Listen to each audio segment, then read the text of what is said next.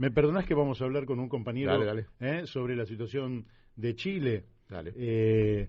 Y bueno, lógicamente que es un columnista que tenemos aquí que todos los martes nos, desde hace casi, no sé, ya casi 3 años, nos mantiene al tanto sobre una situación en Chile que es bastante contradictoria, porque venía como con una potencia increíble la reforma constitucional. Esa potencia se cuajó en una redacción de la nueva Constitución, pero cuando va a la consideración del pueblo, hoy está ganando el rechazo al apruebo.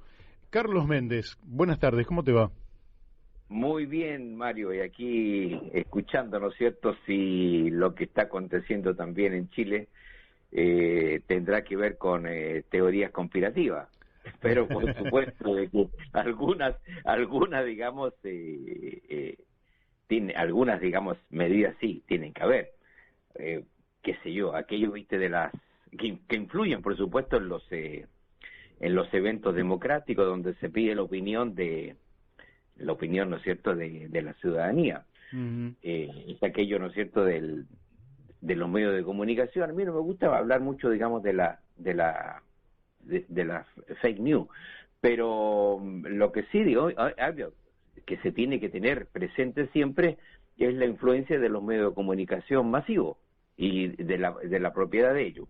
Pero dicho eso, ¿no es cierto?, los gobiernos o las oposiciones o quien corresponda dentro de la lucha política son elementos que tiene que tener en consideración para elaborar, obviamente, sus planes, su política. Bueno, lo que está, tal como tú ya lo introdujiste, digamos, el tema del plebiscito, que estamos como cerca de 20 días, ¿no es cierto?, no viene bien para el aprobar el nuevo texto constitucional. Uh-huh. Esa es la situación que indican todas las encuestas, es decir, una ventaja del rechazo que supera los 5 puntos, 7 en otros lados, y con un porcentaje de indeciso entre el 10 y el 16%.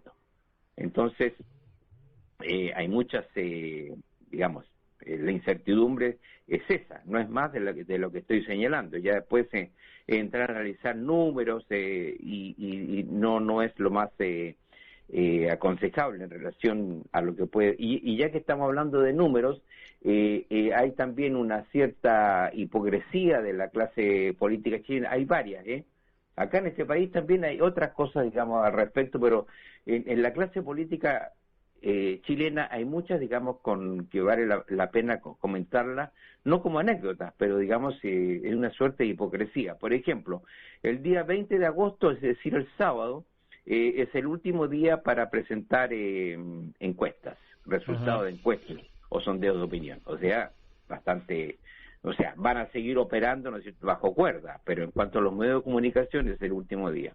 Otra de las hipocresías es en cuanto, Mario, aquí en Argentina se morirían, a la intervención del oficialismo o del gobierno en un proceso electoral o constitucional. O sea, eso para mí, visto desde acá, es absurdo y ridículo. O sea, imagínate cómo el presidente Boris o sus ministros no van a poder opinar sobre el proceso constitucional, sí, o claro, o hacerlo de forma recatada después de las 6 de la tarde. O sea, un ministro, un presidente no deja ejercer sus funciones después de esos horarios. Uh-huh. Imagínate, yo me imagino al presidente Boris, digamos, tratando de ser presidente de dicho proceso. Bueno, ¿y usted qué opina? En una conferencia de prensa, por supuesto.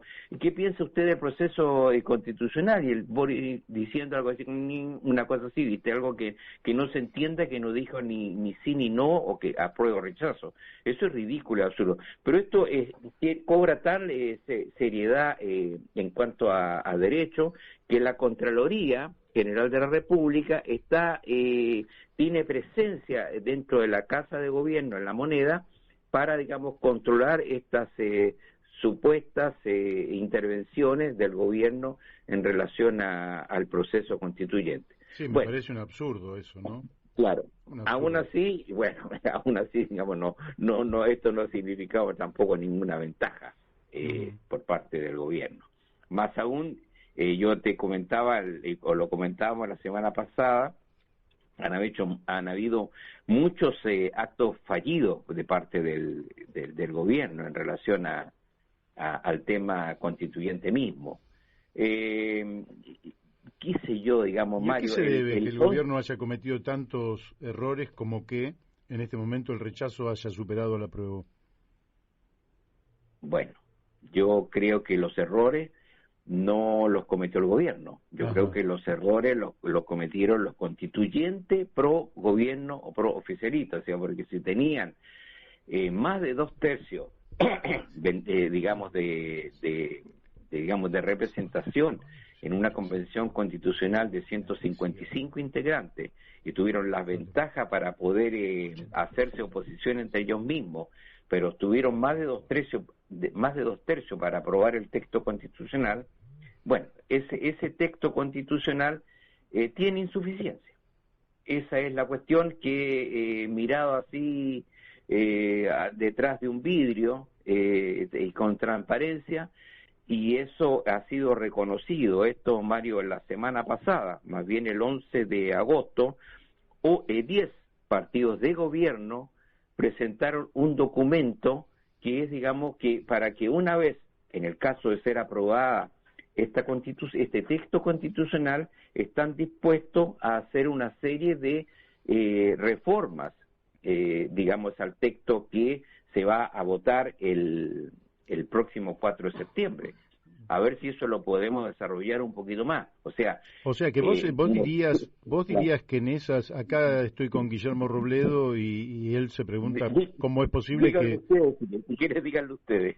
No, ¿cómo es posible que de un 80% que estaba a favor de un nuevo texto, el problema es que quizás la gente estuviera a favor de un texto abstracto y estaba a favor de una reforma constitucional, pero cuando se presenta el texto concreto, lógicamente viene con algunos artículos observables, y si cabalgan sobre esos artículos observables, evidentemente la gente se retrae, y si encima desde el núcleo oficialista o de los redactores o de los partidos del gobierno que estaban a favor aceptan de movida que están dispuestos a modificar 10 puntos de esa nueva constitución, le están diciendo a la gente: esta constitución que ustedes querían vienen con muchas fallas.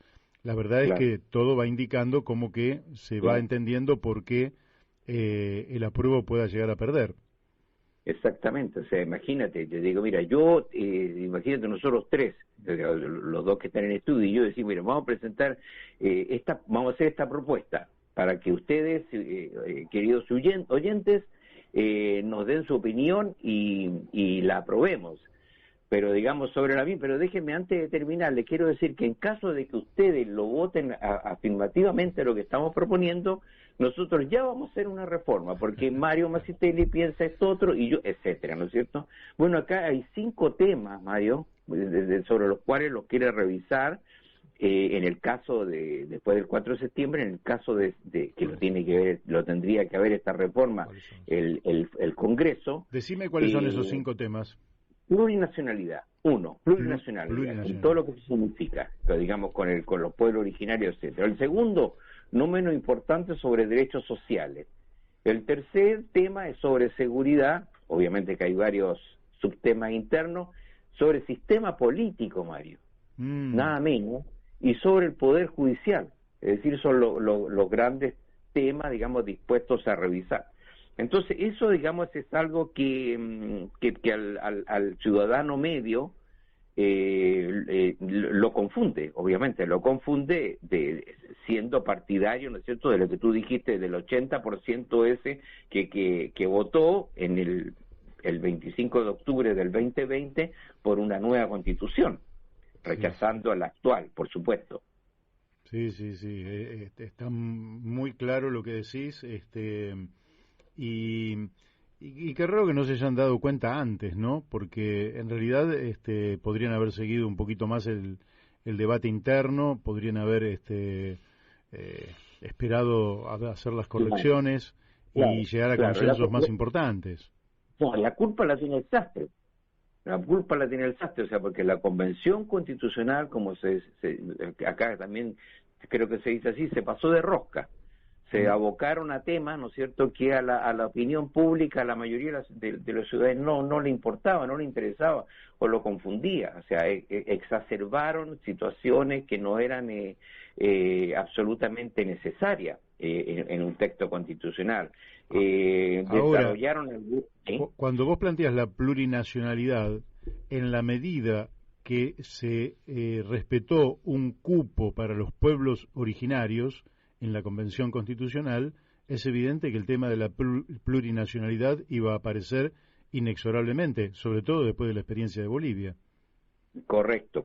Pero, digamos, resulta de que en el texto constitucional que colocaron algunos subtemas, digamos, en que serían prácticamente, digamos, en el orden territorial en todo el país, que serían, antes de ser tratados, tenían que ser primeramente votados o aceptados por los pueblos originarios. Cuestiones, digamos, otro más, digamos, sobre justicia indígena, o sea, la compatibilidad o incompatibilidad de una justicia indígena, que eso no queda claro, digamos, para el común de los mortales o ciudadanos, con el ejercicio de un poder judicial. ¿Qué se entiende, digamos, por justicia indígena? Imagínate, con 10 pueblos originarios, no sé, diferentes versiones que podemos tener, entre otras cosas, hecho que no estoy exagerando, pero ya ha sucedido en la isla de Pascua, en relación, digamos, con el tema referente, digamos, a los abusos sexuales y todas las y también sobre violencia intrafamiliar. Entonces son cuestiones que son muy fuertes, digamos, para el común ciudadano. Así que, bueno, tú preguntabas, digamos, sí. Claro, ahí choca quizás con culturas ancestrales que no tienen nada que ver con lo que hoy podría ser concebido en el derecho penal, y la verdad es que lo que ocurre es que una sociedad tampoco puede convivir con criterios diversos a la hora, por ejemplo, de escribir un código penal. Es decir, Claro. El delito está tipificado y la tipificación tiene que ser absolutamente clara, y al serlo es universal, no puede ser para uno sí y para otro no. La verdad es que ese es un problema complejo, ¿no? Pero desde mi punto de vista tiene una sola resolución, que es la unificación. Hay un solo concepto de justicia, se discutirá cuál es, pero tiene que haber uno solo. Claro, el tema, digamos, es que cuando tú comienzas a explicar esto que es obvio, como muy bien decimos acá en Argentina, no aclares que oscurece.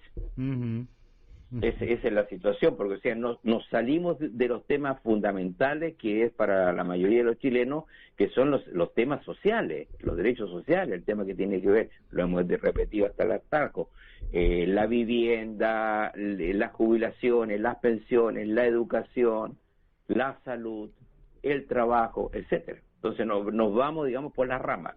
Eso es un exceso de parte, digamos, de irresponsabilidad de los responsables de la redacción del nuevo texto constitucional. Así que pasaron a una posición maximalista, podríamos decir que se engolosinaron. Exacto. Y en las constituciones no hay que ser actuar el contrario. Hay que ser minimalista y actuar con generalidades y permitir que las leyes simplifiquen, expliquen aquellos principios que están en un texto constitucional. Excelente. Bueno.